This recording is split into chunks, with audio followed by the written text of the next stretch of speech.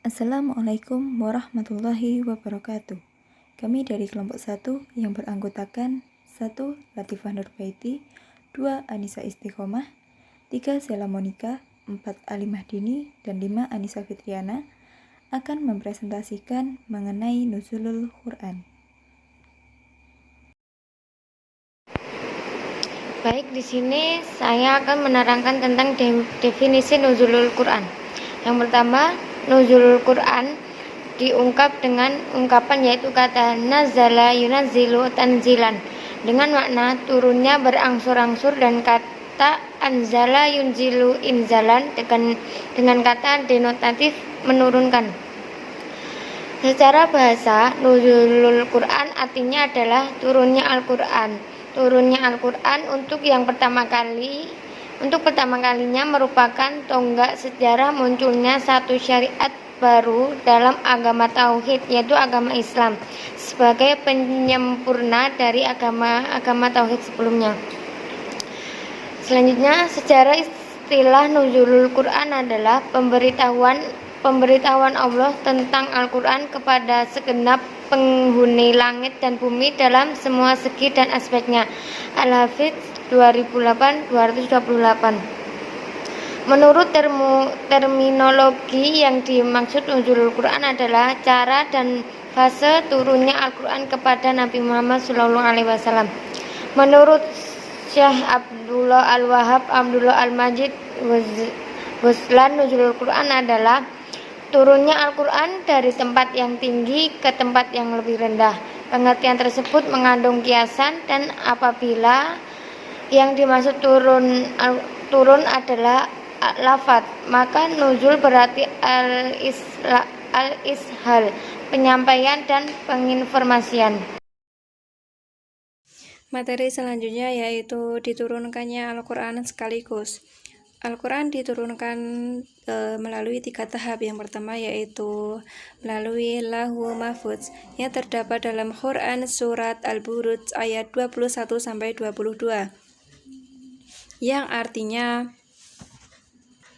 bahkan yang didustakan oleh mereka itu ialah Al-Quran yang mulia yang terdapat dalam Lauhul Mahfudz.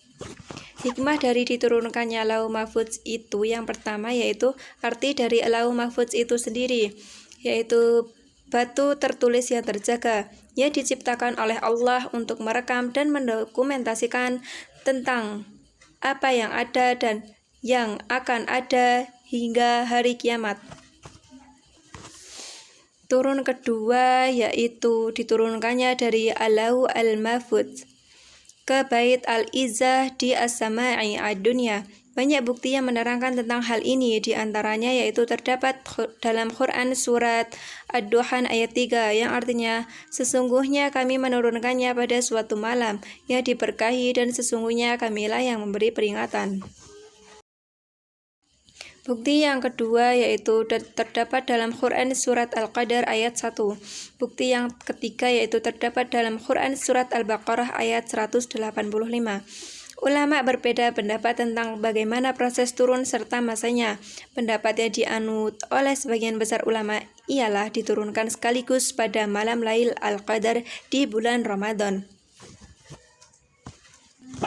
Alasan yang menguatkan pendapat ini ialah ditemukannya bermacam hadis yang mendukung pernyataan itu. Di antaranya Al-Quran diturunkan pada malam Qadar sekaligus ke Sama'a Dunia.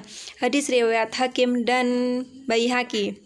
Hadis yang kedua yaitu Al-Quran diturunkan pada malam Qadar di bulan Ramadan sekaligus ke Sama'a Dunia, kemudian diturunkan secara berangsur-angsur. Hadis riwayat Tabrani.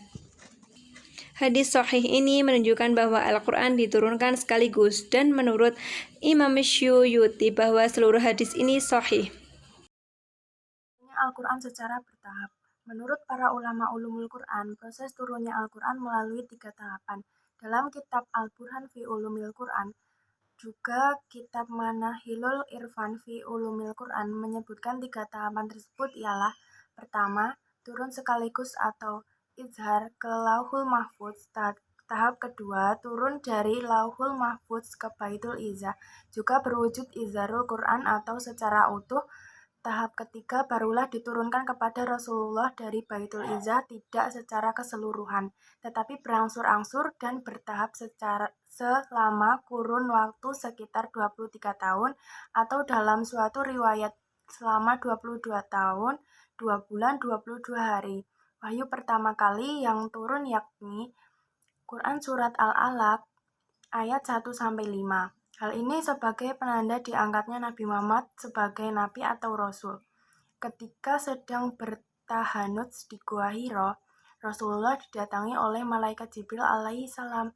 Kemudian disuruh membaca Iqra. Bacalah hai Muhammad, lalu Rasulullah menjawab, Ma'ana biqori. Hadis riwayat Bukhari, atau Ma'akro. Hadis riwayat Muslim. Setelah selesai turun wahyu yang pertama, lalu tidak turun kembali selama 3 hari. Rasulullah mengalami rasa sakit, namun bukan karena suatu penyakit tertentu, melainkan karena dampak dari keterkejutan beliau saat didatangi oleh malaikat Jibril alaihissalam. Hikmah turunnya Al-Quran secara bertahap. 1. Meneguhkan atau menguatkan Rasulullah dalam berjuang menghadapi orang-orang kafir Quraisy dan siapapun yang menentang dakwah beliau. 2. Sebagai mukjizat, mengingat banyaknya tantangan yang dihadapi oleh Rasulullah Shallallahu Alaihi Wasallam, termasuk beragam pertanyaan yang bernada memojokkan. Mereka menanyakan tentang alam gaib, masalah haid, masalah hilal atau bulan sabit, hingga urusan ruh, serta hal-hal yang sangat rumit. Maka, dalam Quran Surat Al-Furqan ayat 33, Allah berfirman yang artinya, tidaklah orang-orang kafir itu datang kepadamu membawa sesuatu yang ganjil, melainkan kami datangkan kepadamu sesuatu yang benar dan yang paling baik penjelasannya. 3. Dalam rangka memelihara ayat-ayatnya, dengan berangsur-angsur itulah pemahaman terhadap setiap ayat dapat dicerna dengan baik serta mudah untuk dihafalkan. 4. Memberi solusi hukum. Wahyu Al-Quran yang turun merupakan solusi umat yang diberikan secara bertahap. Contohnya, dalam masalah penghapusan beberapa tradisi Arab seperti minum minuman keras. 5. Sebagai bukti bahwa Al-Quran bukan rekayasa Nabi atau manusia biasa, akan tetapi benar-benar wahyu dari Allah Subhanahu wa Ta'ala yang telah menciptakan segala yang ada di alam raya ini. Hikmah dan faedah nuzulul Quran dalam pendidikan. Hikmah nuzulul Quran. 1. Meneladani turunnya Al-Quran. 2. Semakin dekat dengan Allah. 3. Mengerti isi Al-Quran. 4. Meminta syafaat baik kepada Allah. 5. Memohon ampunan kepada Allah. 6. Doa memohon kesehatan bagi kedua orang tua. Faedah nuzulul Quran diantaranya: 1. Mengetahui hikmah pemberlakuan suatu hukum. 2. Memberi batasan hukum yang diturunkan dengan sebab yang terjadi bila hukum tersebut dinyatakan dalam bentuk umum. 3. Apabila lafadz diturunkan bersifat umum dan ada dalil yang menunjukkan pengkhususannya, maka adanya asbabun nuzul akan membatasi taksih itu hanya selain bentuk sebab. 4. Mengetahui sebab turunnya ayat adalah cara terbaik untuk memahami Al-Quran dan menyikapi kesamaran yang tersembunyi dalam ayat-ayat yang tidak dapat ditafsirkan tanpa pengetahuan sebab turunnya. 5. Sebab turunnya ayat dapat menerangkan kepada siapa ayat itu diturunkan, sehingga ayat tersebut tidak diterapkan kepada orang lain karena dorongan permusuhan dan perselisihan.